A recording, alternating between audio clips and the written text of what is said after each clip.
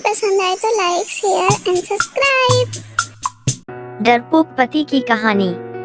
यह कहानी है एक गांव की, जहां एक पति और पत्नी एक साथ रहते थे। पति का नाम सुरेश था और पत्नी का नाम सीता। सुरेश एक बहुत ही डरपोक और निर्भर पुरुष था, जबकि सीता बहुत ही साहसी और स्थिर मन वाली थी। सुरेश के पास अपने दुखों और डरों की एक लंबी सूची थी। वह हर समस्या को बढ़ावा देने के बजाय इससे बचने की कोशिश करता था। उसे अपने परिवार की सुरक्षा के लिए निश्चित रूप से सीता की सहायता की आवश्यकता थी। एक दिन गांव में एक बड़ा बाघ आया और लोगों को डरा रहा था।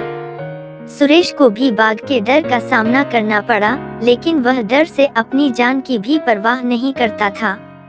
उसने अपनी पत्नी सीता से कहा, मुझे डर लग रहा है, क्या तुम मेरे साथ जाओगी?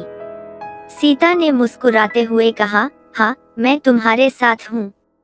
हम एक दूसरे का साथ देंगे और साथ ही साथ हर मुश्किल का सामना करेंगे।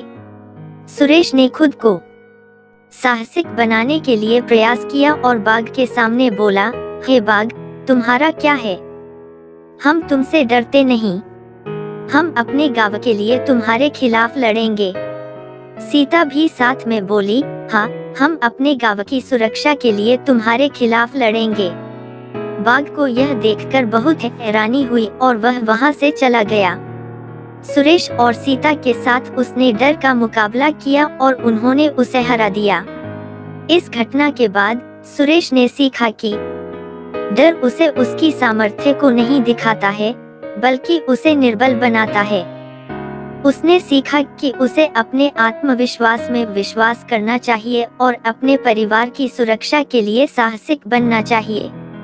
इस कहानी से हमें यह सीखने को मिलता है कि हमें अपने डरों का सामना करना चाहिए और उनसे निपटने के लिए साहस दिखाना चाहिए।